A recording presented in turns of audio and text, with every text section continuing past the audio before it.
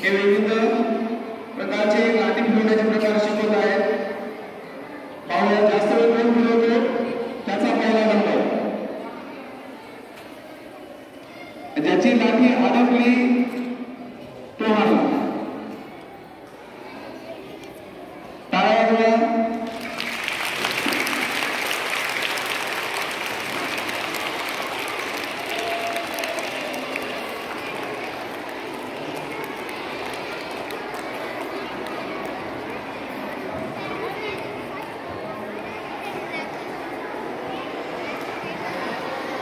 तेव्हा काटे केस बघितली